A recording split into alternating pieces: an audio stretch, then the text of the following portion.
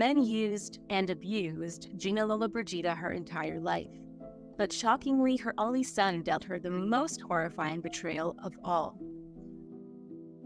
With legendary suitors, endless lawsuits, bitter rivalries, battles with tycoons, political ambitions, boy toys, and so much more, Gina's story is a real Hollywood roller coaster. On July 4th, 1927, Gina Lollobrigida arrived into the world.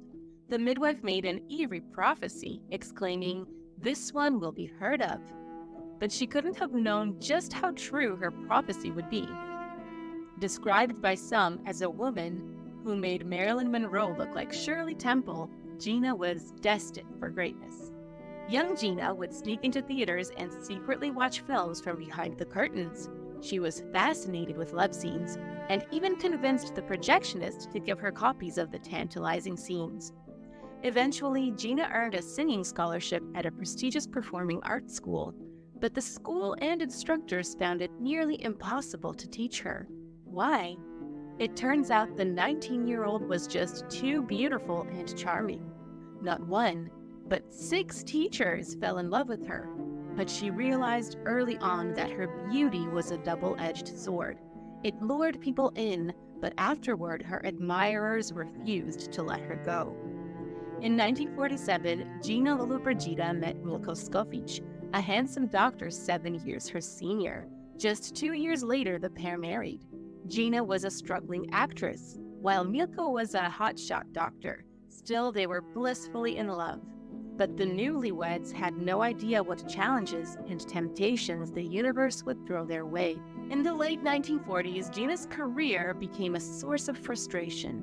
Gina was getting sick of everyone focusing on her appearance. She knew she had so much more to offer. Once again, her stunning looks became both an asset and a burden.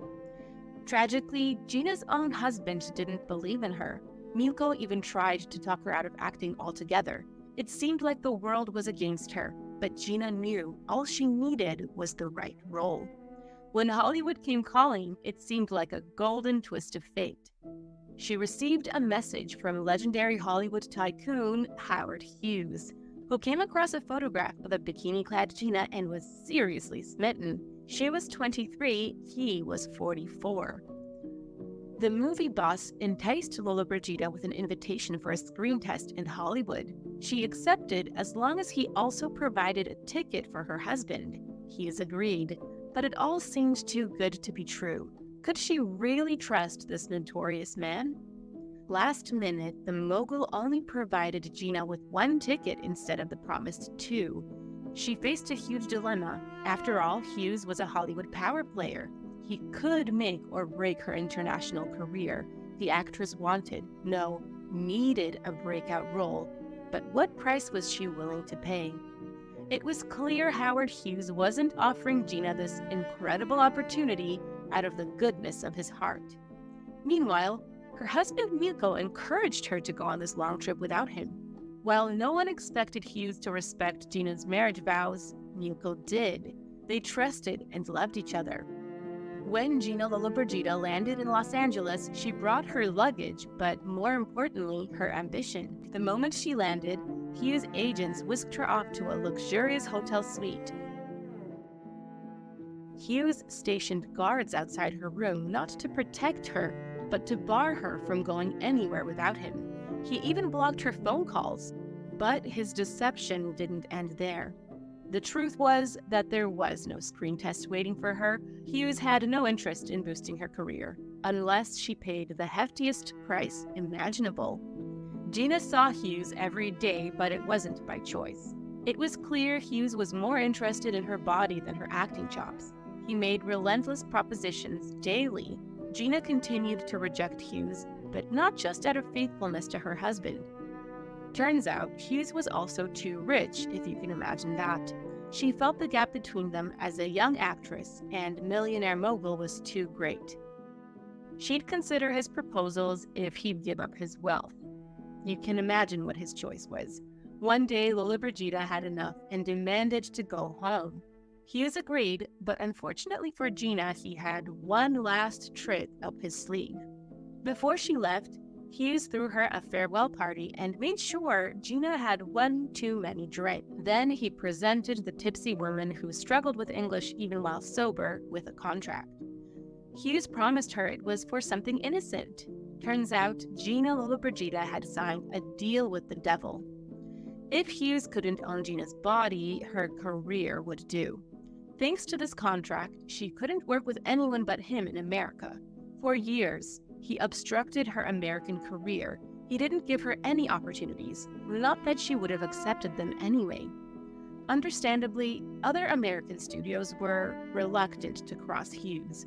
As a result, Gina's American career struggled and remained in limbo for a decade. Tragically, the powerful man taking advantage of the younger, beautiful woman is a tale as old as time. But Hughes didn't know he'd finally met his match. Gina came up with a genius plan. She discovered a loophole.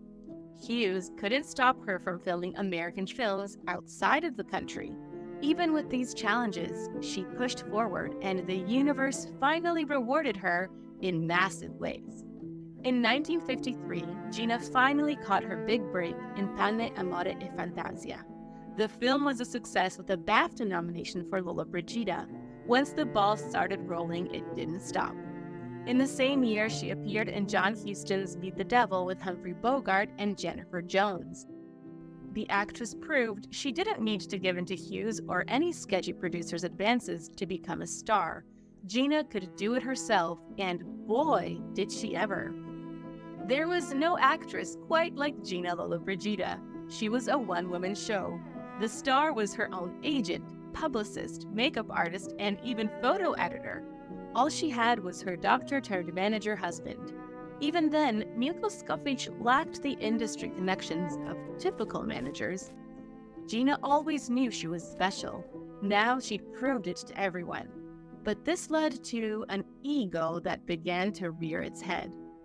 When Lollobrigida agreed to be in the Italian film The Lady Without Camellias, she was probably excited. She had no idea what she was in for. The satirical plot featured a talentless shopgirl who becomes a star purely due to her face and body. This enraged Gina. After all, Lollobrigida constantly struggled with accusations that she was nothing but eye candy. She gave producers a chance to amend the script, but they refused. That's when she made a drastic decision. Gina felt she had no choice but to walk out on the film, and that's when things got pretty messy. The producers sued her for 20 million lire for breach of contract. In retaliation, Lollobrigida countersued. She argued the movie was insulting not only to her, but to the nation's film industry. The public and law agreed with Gina. She felt vindicated when The Lady Without Camellias was a financial and critical flop. But this wasn't the last time she used her strong will to wrangle a victory. In 1956, Gina Lollobrigida faced Howard Hughes head-on with the release of her first American film, Trapeze. She rejected his assertions that his studio, and by default he, owned her. With this film, she boldly declared she could freely star in any American film. Gina may have lost a few battles, but she won the war. The film was a hit. She was one of the very few women who triumphed over this powerful man. Unfortunately, Hughes was not the only suitor to cross boundaries in his pursuit of Gina. Prince Rainier III pursued Gina Lollobrigida for years. Unfortunately for her and his wife Grace Kelly, he was just as brazen. It finally hit a chilling climax. Monaco's prince propositioned her in front of his wife in their home. The Italian actress refused out of respect for not only Kelly but herself. In stark contrast, Gina was finding out just how remarkable her own marriage was. The marriages of Hollywood stars are notorious, and for good reason. The real love lives of celebrities were often more dramatic and scandalous than their movies. Gina Lollobrigida's marriage was also shocking, but for totally opposite reasons. Her marriage was largely happy and faithful. Despite the countless wealthy, famous, and powerful suitors who made advances, she rejected them all. As the industry found out, Gina refused to play their games and denied Hollywood's ravenous taste for drama, real or imagined.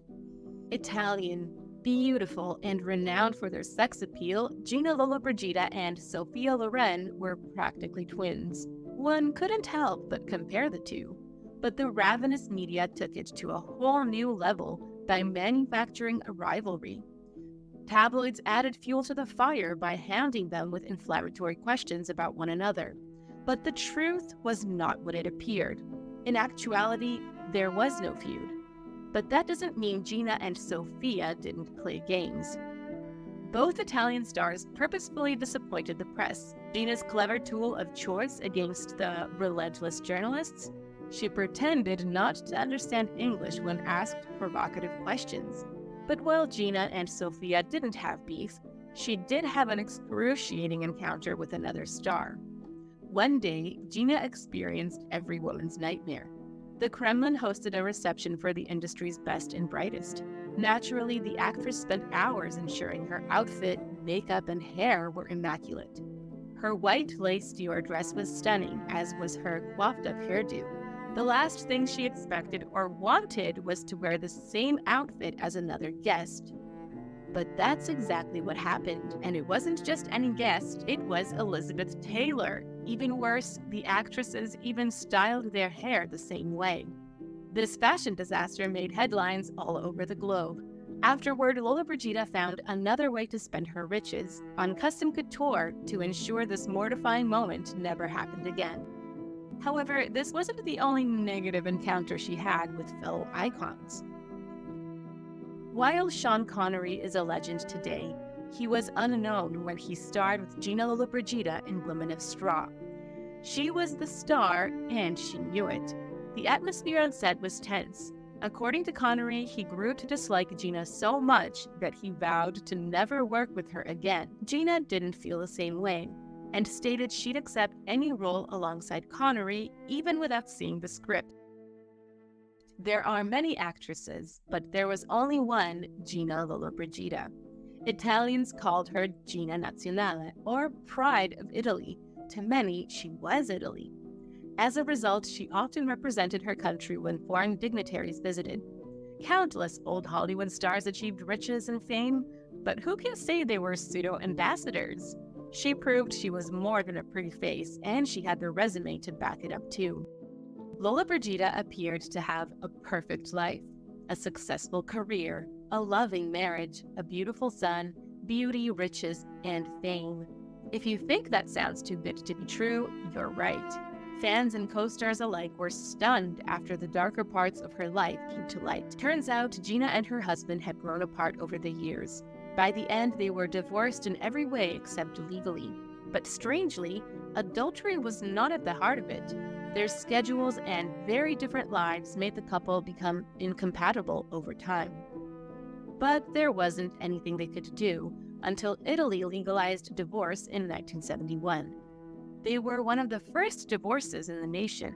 Sadly, Gina's career followed the downfall of her marriage. Most stars struggle to cope as their careers slow down, but not Gina. Instead of clinging to the glory days of old, she found her calling for a second time as a photojournalist. And this wasn't some vanity project. She was good. Undoubtedly, her star power and connections helped her land opportunities to photograph Paul Newman and Salvador Dali. Soon, she shocked the world. She landed a gig with a man more notorious than all of Hollywood combined. Gina Lollobrigida became the envy of any serious journalist after she landed an interview with reclusive Cuban ruler Fidel Castro. In 1975, she wrote, directed, and produced a documentary featuring her work with him.